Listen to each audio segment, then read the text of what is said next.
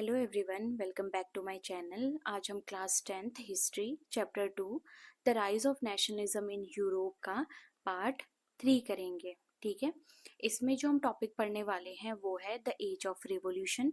इसका हम इंट्रोडक्शन पढ़ेंगे, फिर पढ़ेंगे the romantic imagination and national feeling, उसके बाद hunger, hardship and popular revolts, and last में हम पढ़ेंगे 1848 the revolution of the liberals. ठीक है, अब इंट्रोडक्शन की बात करें तो हम यहाँ पर ये पढ़ेंगे तो जो कंजर्वेटिव रेजिम थे ये चाहते थे कि अपनी पावर को सॉलिड करे और ताकतवर करे, और जो लिबरलिज्म थे और जो नेशनलिज्म थे ये सारे एसोसिएशन फॉर्म कर रहे थे with revolution in many region, और बहुत जगहों पे रिवॉल्यूशन कैरी कर रहे थे, मतलब चेंज लाने की कोशिश कर रहे थे डिफरेंट रीजन्स ऑफ यूरोप, जैसे कि इटालियन में, जर्मन स्टेट्स में, ऑटोमन एम्पायर के प्रोविंसेस में, आयरलैंड में, पोलैंड में। ठीक है, जो रिवोल्यूशंस थे ये लीड कौन कर रहा था? इनको लीड कर रहे थे लिबरल नेशनलिस्ट, और जो ये ज़्यादातर लिबरल नेशनलिस्ट थे ये एजुकेटेड मिडिल क्लास से थे, जैसे कि कौन कौन थे? प्रोफेसर हो गए, स्कूल टीचर हो गए, क्लर्क हो गए, member of commercial middle class, ये सारे यहाँ पर इनको लीड कर रहे थे। जो first up heaven sudden change आया वो फ्रांस में आया जुलाई 1830 में, जब जो बर्बन किंग था जिसको वापस पावर में ला लिया गया था कंजर्वेटिव ऑफ 1815 के बाद, उसको दोबारा से उसकी पोजीशन से ओवरथ्रो कर दिया गया। और किसने किया? इसको किया लिबरल रिवोल्यूशनरीज ने। और यहाँ पर एक कॉन्स्टिट्यूशनल मोनार्की इंस्टॉल की, मतलब कॉन्स्टिट्यूशनल मोनार्की बनाई इन्होंने, किसके साथ? लुइस फिलिप के साथ। ठीक है, मतलब इन्होंने एक कॉन्स्टिट्यूशन, जहाँ पर कॉन्स्टिट्यूशन भी है, जहाँ पर मोनार्क भी है। यहाँ पर मोनार्क कौन था? लुइस फिलिप, जो कि हेड था। और कॉन्स्टिट्यूशन मतलब लुइस फिलिप के साथ काम कौन कर रहे थे? लिबरल रिवोल्यूशनरीज कर रहे थे। ठीक है, जो मेटरनिच था उसने एक बार रिमार्क किया था कि जब फ्रांस नीज करता है तो जो बाकी सारे यूरोप होता है वहां पर क्या आ जाता है?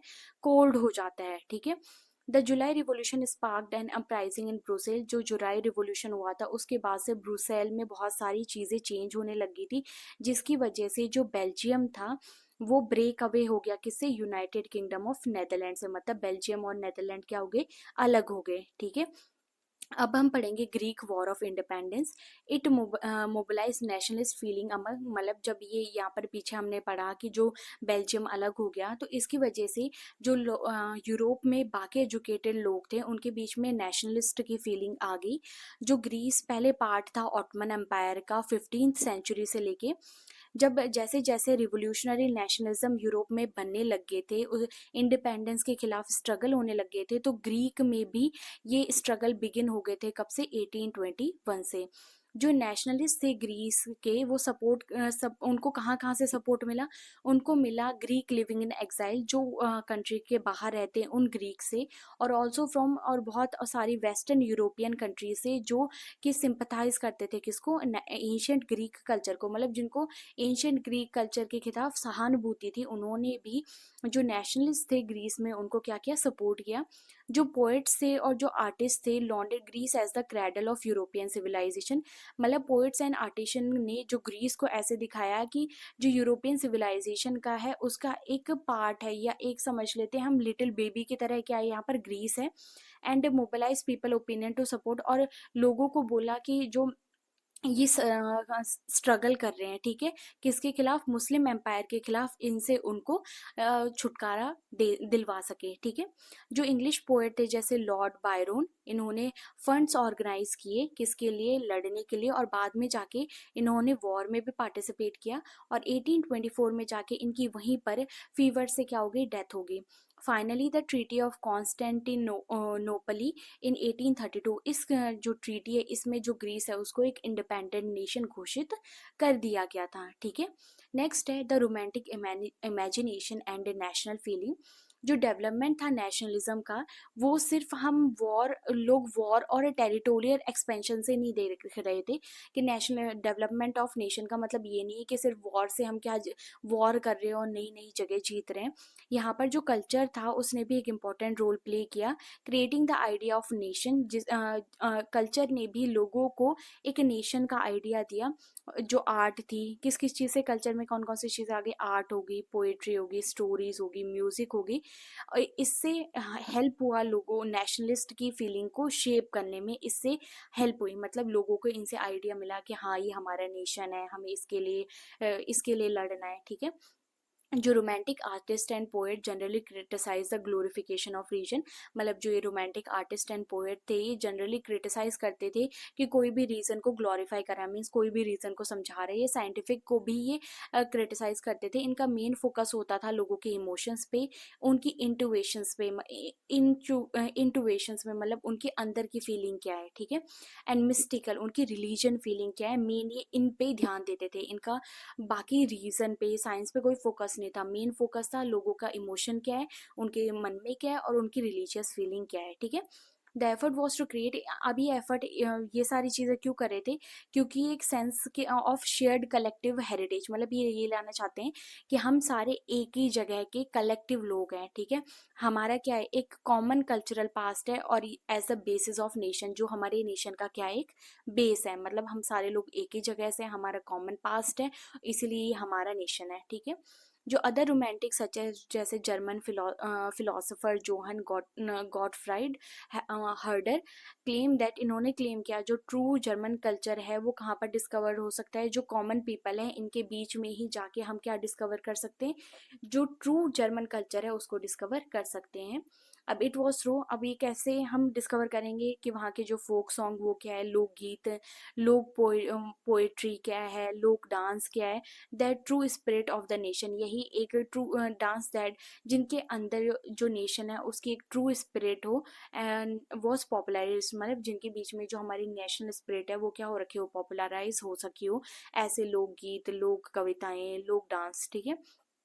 So collecting and recording these form of folk culture was essential to the project of national building। इसीलिए अगर इन्होंने किसी अपने नेशन को बनाना था तो इसके लिए इन चीज़ों को, जो फोक सॉन्ग, फोक पोएट्री, फोक डांसेस को कलेक्ट करना और रिकॉर्ड करना बहुत ज़्यादा ज़रूरी था, ठीक है। द एम्फियासिस, इनका जो मेन एम्फियासिस था, मेन जहाँ पर ही ध्यान दे रहे थे वो थे वर्नैकुलर लैंग्वेज, जो इनकी अपनी खुद की एंशिएंट लैंग्वेज है या जो लोगों के बीच में बोली जाती है वो, and the collection of local folklore, और जो लोकल फोकलोर होती है, जैसे फोकलोर होती है, कथाएं, ठीक है, was not just to recover, ये सिर्फ ये इसलिए नहीं कर रहे थे कि जो हमारी एंशियंट स्पिरिट है इसको हम वापस ला सके, बट ये इसलिए भी कर रहे थे कि जो मॉडर्न नेशनलिस्ट, यहाँ से लोगों को मॉडर्न नेशनलिस्ट मैसेज मिले to large audience who are mostly illiterate, मतलब इनका ये सारी चीज़ें कर रहे थे, वर्नैकुलर लैंग्वेज पे ध्यान दे रहे थे, ये इसलिए दे रहे थे कि जिन लोगों के जो लिटरेट है उनके पास तो पहुंच रहा है, लेकिन जो ये नेशनल मॉडर्न नेशनलिस्ट की फीलिंग है ये हम उन लोगों के बीच में भी पहुंचा सके जो इलिटरेट है, जो दूसरी भाषाओं को नहीं समझ सकते। अगर हम वर्नैकुलर लैंग्वेज यूज़ करेंगे तो उनको ये चीज़ें ईजिली समझ में आ जाएंगी, ठीक है। This was specially so in mainly, जो ये चीज़ थी ये पोलैंड में, विच वॉज जो कि कब था, इनको पार्टीशन कर दिया था 18 सेंचुरी में, किसने, जो ग्रेट पावर थी रशिया, पर्शिया एंड ऑस्ट्रिया, इन्होंने, ठीक है। इवन दो अभी यहाँ पर क्या था कि जो पोलैंड था वो एक इंडिपेंडेंट टेरिटरी तो नहीं था, लेकिन नेशनल फीलिंग्स जो थी इनके लोगों में वो जिंदा रखी गई यहाँ के म्यूजिक से और यहाँ की लैंग्वेज से, ठीक है। कारोल करपिंस्की जो थे उन्होंने celebrated the national struggle through, उन्होंने जो नेशनल स्ट्रगल था इसको सेलिब्रेट किया अपने ओपेराज में, अपने म्यूजिक में, और turning folk dance like the polonaise and mazurka into national system, और जो फोक डांस थे और जो जैसे कि पोलोनेशिया एंड मजूरका, इनको इन्होंने लोगों के बीच में एज अ नेशनलिस्ट सिंबल दिखाया, ताकि लोगों को पता चले कि हमारी एक कलेक्टिव आइडेंटिटी है, ठीक है। यहाँ पर जो लैंग्वेज थी उसने एक इम्पॉर्टेंट रोल प्ले किया लोगों के बीच में नेशनलिस्ट की सेंटिमेंट लाने में, मतलब कि हम सारे लोग सेम है उसके सेंटिमेंट लाने में लैंग्वेज ने एक इम्पॉर्टेंट रोल प्ले किया। After Russian occupation the Polish language was, मतलब जैसे ही रशिया ने पोलैंड पे अपना राज कर दिया था तो जो पोलिश लैंग्वेज थी उसको स्कूल से, मतलब स्कूल में यूज़ करने के लिए बैन कर दिया गया, ज़्यादातर जगह पे जो रशियन लैंग्वेज थी वो इम्पोज कर दी गई। इन 1831 में armed rebellion against Russian rule took place, मतलब रशियन रूल के खिलाफ लोगों ने रिबेल करना स्टार्ट कर दिया, जिसकी विच वॉज जो बाद में जाके क्रश हो गया था, मीन्स जो ये रिबेल हुआ था वो खत्म हो गया था। Following this many member of the clergy in Poland began to use, जिसके बाद बहुत सारे जो क्लर्जी थे, क्लर्जी के मेंबर थे पोलैंड में, उन्होंने लैंग्वेज को अपना एक वेपन के तौर पे यूज किया। किसके लिए? नेशनल रेजिस्टेंस के लिए, कि नहीं हम रशिया के लोगों के लिए, कि नहीं हम तुम्हारे लिए तुम्हारे खिलाफ है, हमारी जो मेन लैंग्वेज है वो पॉलिश है तो हम उसी का यूज करेंगे। जो पॉलिश है वो ज्यादातर चर्च की गैदरिंग में यूज की जाती थी और जितने भी वहां पर रिलीजियस इंस्ट्रक्शंस दिए जाते थे उनके लिए। इसकी वजह से एज अ रिजल्ट क्या हुआ, अ लार्ज नंबर ऑफ प्रीस्ट और बिशप्स को, जो चर्च में काम करते हैं, इनको जेल हो गई और इनको कहाँ भेज दिया गया? साइबेरिया भेज दिया गया बाय द रशियन अथॉरिटी। और ये इनको इसलिए भेजा गया, इनको इन पनिशमेंट दी गई जो इन्होंने रशिया के खिलाफ रिफ्यूजल किया था कि नहीं हम तुम्हारी बातों को नहीं मानेंगे, जो इन्होंने चर्च गैदरिंग और रिलीजियस इंस्ट्रक्शन में पॉलिश लैंग्वेज का यूज किया था उसके लिए। The use of Polish came to be seen as, जो यूज ऑफ पॉलिश था उसको as a symbol of struggle against Russian dominance की तरह देखा जाने लग गया था। ठीक है, hunger, hardship and popular revolt, इसमें हम ये पढ़ेंगे कि जब 1930 ईयर आया तो वहाँ पर जो यूरोप था उसमें बहुत ज़्यादा इकोनॉमिक हार्डशिप हो गई थी। जो first half of 19th century यहाँ पर जो यूरोप था उसमें बहुत ज़्यादा पॉपुलेशन में इंक्रीमेंट देखने को मिला। जो मोस्ट कंट्रीज थी वहाँ पर जो जॉब सीकर थे, जिनको जॉब चाहिए थी, वो ज़्यादा अमाउंट में थे एज कम्पेयर टू जो एम्प्लॉयमेंट था, जो काम था उससे। जो पॉपुलेशन थी रूरल एरिया, जो गांव में पॉपुलेशन थी वो सिटीज़ में माइग्रेट हो गई और वहाँ वो ओवर क्राउडेड स्लम्स में रहने लगे। Small producer in town were often faced with stiff, जो स्मॉल प्रोड्यूसर थे जो कम अमाउंट में प्रोड्यूस करते थे, उनको बेसिकली टाउन में किससे कंपटीशन फेस करना पड़ता था? उन्हें फेस करना पड़ता था कंपटीशन, जो चीप मशीन प्रोडक्ट इंपोर्ट हो रहे हैं, कहाँ से? इंग्लैंड से। एंड वेयर इंडस्ट्रियलाइजेशन वर, जहाँ पर जिस कॉन्टिनेंट में, जैसे इंग्लैंड में, जहाँ पर इंडस्ट्रियलाइजेशन ज़्यादा पॉपुलर था एज कम्पेयर टू जो हैंड वर्क है उससे। ये बेसिकली कहाँ पर हो रहा था? टेक्सटाइल इंडस्ट्री में हो रहा था, which was carried out mainly in home, या जो बेसिकली कहाँ पर होता था, या तो लोगों के घरों में होता था या स्मॉल वर्कशॉप में होला था, और या पार्टिकली मैकेनाइज्ड, या तो थोड़ा बहुत काम किससे हो रहा है? मशीन से हो रहा है। In those region of Europe where the aristocracy, ऐसे रीजन जहाँ पर अब भी कुछ लोगों के पास पावर है, वहाँ पर जो पीसेंट्स थे वो स्ट्रगल करते थे किसके बर्डन के अंदर, कि उनको अब भी फ्यूडल ड्यूज देने पड़ रहे थे, उनको अब भी ऑब्लिगेशन, मतलब जो लोग ये बोलेंगे वही उनको सुनना पड़ रहा था, करना पड़ रहा था, उनके प्रेशर के अंदर इनको रहना पड़ रहा था। The rise of food price और year of bad harvest lead to, मतलब यहाँ पर फूड प्राइस के, जो फूड का प्राइस है वो बढ़ गया था, बैड हार्वेस्ट हुई थी, जिसकी वजह से जो पोवर्टी है वो टाउन में और कंट्री में ज़्यादा फैल गई थी। ईयर 1848 में क्या हुआ, जो food storage and employment brought the population of Paris, मतलब फूड शॉर्टेज की वजह से और जो अनएम्प्लॉयमेंट बढ़ रहा है उसकी वजह से जो पॉपुलेशन है पेरिस की वो सड़कों पे आ गई थी, बैरिकेड्स लगा दिए गए और जो लुइस फिलिप था वो कंट्री छोड़ के भाग गया था। National assembly proclaimed a republic, मतलब नेशनल असेंबली को रिपब्लिक बोल दिया गया कि अभी किसी के अंडर में नहीं है। इन्होंने सफरेज टू ऑल एडल्ट, मतलब इन्होंने वोट का राइट दे दिया सारे एडल्ट को जो 21 साल से बड़े हैं, and granted right to work, और सबको राइट टू वर्क ग्रांट कर दिया। नेशनल वर्कशॉप लगाई गई ताकि लोगों को एम्प्लॉयमेंट मिल सके। 1845 में जो वीवर्स थे सिलीसिया में, उन्होंने एक रिवॉल्ट किया था किसके खिलाफ? कॉन्ट्रैक्टर के खिलाफ, जिनको ये अपना जो इनको रॉ मटेरियल सप्लाई करते थे, and gave them order for finish textile but drastically reduce there payment, मतलब जो ये कॉन्ट्रैक्टर थे इनको रॉ मटेरियल देते थे और बोलते हैं कि तुम फिनिश टेक्सटाइल मटेरियल है जो हमको दो, लेकिन इन्होंने क्या किया? Give them order for finish textile and drastically who supply them. अच्छा, मतलब इन्होंने क्या किया, वो जो ये उनको चीज़ें देते हैं उनका प्राइस इन्होंने क्या कर दिया, बाद में कम करने लग गए। जो ये जर्नलिस्ट थे विल्हेम वुल्फ, इन्होंने डिस्क्राइब किया था इवेंट जो सिलीशिया विलेज में हुआ था। इन्होंने बोला कि इस विलेज में 18,000 से ज़्यादा इनहेबिटेंट 18,000 इनहेबिटेंट रहते हैं जो कॉटन वीविंग का काम करते हैं, जो यहाँ का सबसे ज़्यादा फैला हुआ ऑक्यूपेशन है।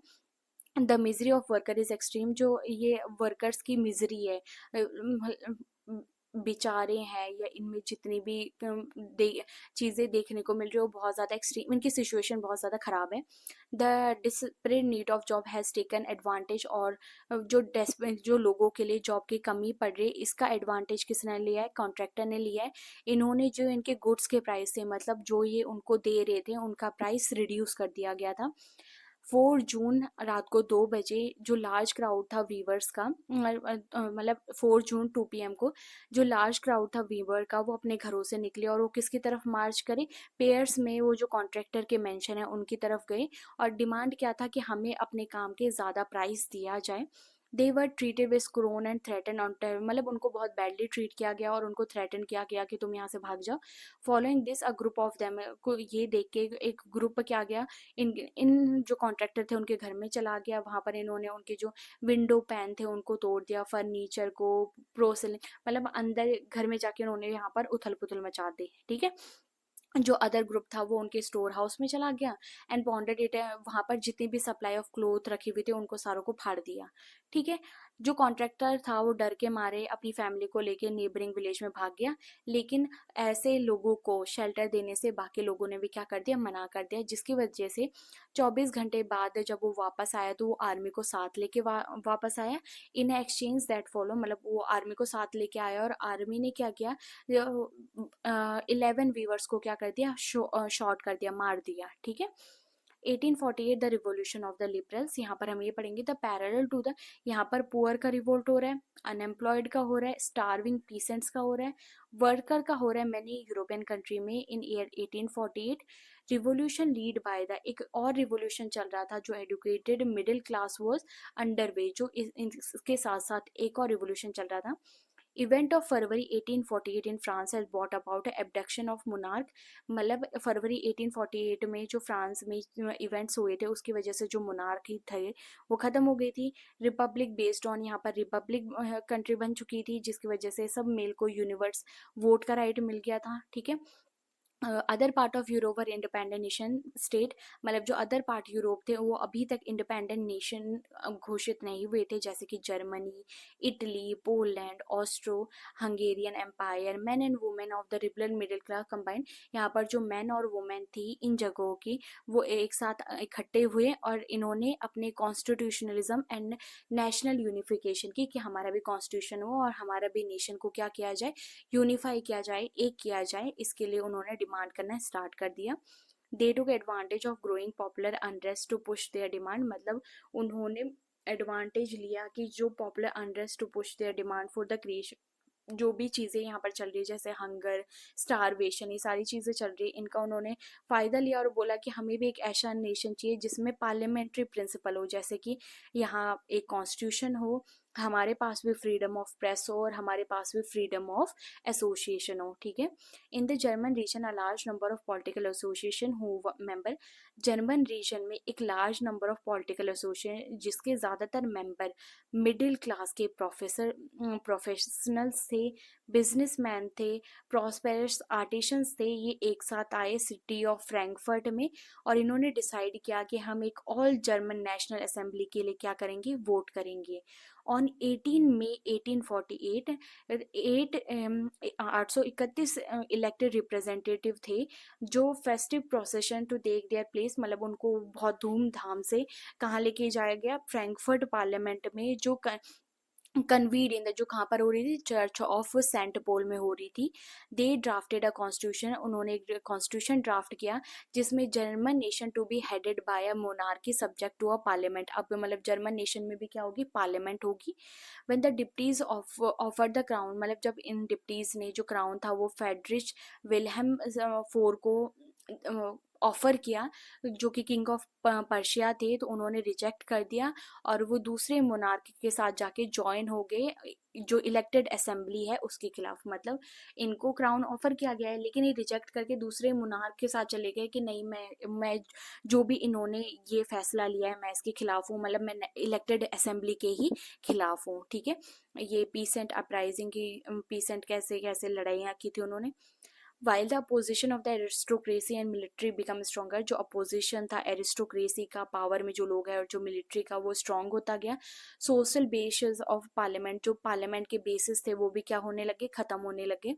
द पार्लियामेंट वॉज, जहाँ की जो पार्लियामेंट थी ज़्यादातर उसे कौन डोमिनेट कर रही थी, मिडिल क्लास के लोग, जो रेजिस्टेड द डिमांड ऑफ, जो वर्कर की डिमांड को रेजिस्ट करते थे, आर्टिशन की डिमांड को रेजिस्ट करते थे, जिसकी वजह से जो ये मिडिल क्लास थी जो डोमिनेट थी, इनके जो सपोर्ट था वो कमज़ोर होता जा रहा था। लास्ट में क्या हुआ, ट्रूप्स बुलाए गए और जो ये नेशनल असेंबली, जो ये असेंबली है उसको डिसबैंड, फोर्सफुली डिसबैंड करवा दिया गया था। ठीक है। The issue of extending political right to women was a controversial one with the liberal movement, मतलब जो पॉलिटिकल राइट वुमेन को, मतलब वुमेन भी तो राइट्स चाहती है, तो जो ये इशू था कि जो पॉलिटिकल राइट है वो वुमेन को देनी चाहिए, वो कंट्रोवर्शियल था।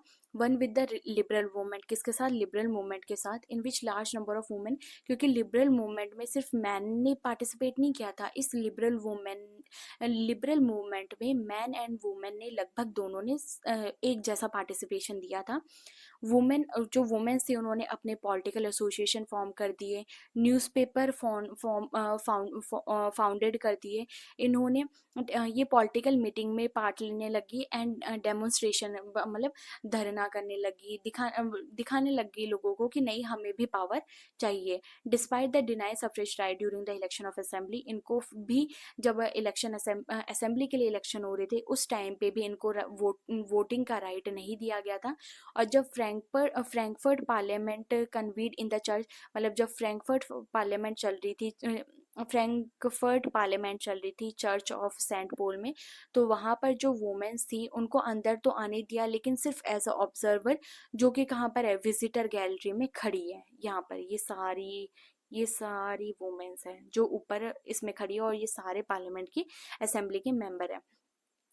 दो कंजर्वेटिव फोर्स और एबल टू सप्रेस, जैसे कि जो कंजर्वेटिव थे उन्होंने जो लिबरल मूवमेंट था 1848 का, इसको सप्रेस तो कर दिया था, लेकिन जो पुराने ओल्ड ऑर्डर थी इनको वापस लेके नहीं आ पा रहे थे। जो मोनार्क था, जो किंग्स थे, वो ये रियलाइज करने लग गए थे कि जो cycle of revolution and repression, ये साइकिल जो है रिवोल्यूशन की, रिप्रेशन की, ये तभी एंड हो सकती है जब हम कंसेशन टू द लिबरल, जब हम लिबरल नेशनलिस्ट रिवोल्यूशनरी को कुछ ना कुछ उसके, मतलब ये चीज़ें तभी एंड होगी जब हम लिबरल नेशनलिस्ट रिवोल्यूशनरी को कुछ ना कुछ कंसेशन दें। ठीक है। The year after 1848 autocratic monarchy of central and eastern began to introduce a change that had, मतलब 1848 के बाद जो ऑटोक्रेटिक मोनार्की थी सेंट्रल की और ईस्टर्न यूरोप की, वो चेंजेस लाने लग गए थे, दैट जो कि वेस्टर्न यूरोप में 1815 से पहले ही हो चुके थे। द सर्फडम की, जो जबरदस्ती सर्वेंट बनाया जाता था, और जो बॉन्डेड लेबर था इसको एबॉलिश किया गया, कहाँ कहाँ पर, हैब्सबर्ग डोमिनियन एंड रशिया, मतलब इन जगहों पे जो फोर्स सर्वेंट है और बॉन्डेड लेबर है इसको एबॉलिश कर दिया गया। जो हैब्सबर्ग था ruler granted some autonomy to the Hungarians, मतलब जो हैब्सबर्ग रूलर थे इन्होंने जो हंगेरियंस थे 1867 में उनको सेल्फ गवर्नमेंट ग्रांट कर दी थी, कि मतलब तुम अपनी मर्जी से गवर्नमेंट बना सकते हो। Thank you for watching. अगर मेरा वीडियो अच्छा लगा हो तो like share and subscribe, and again thank you.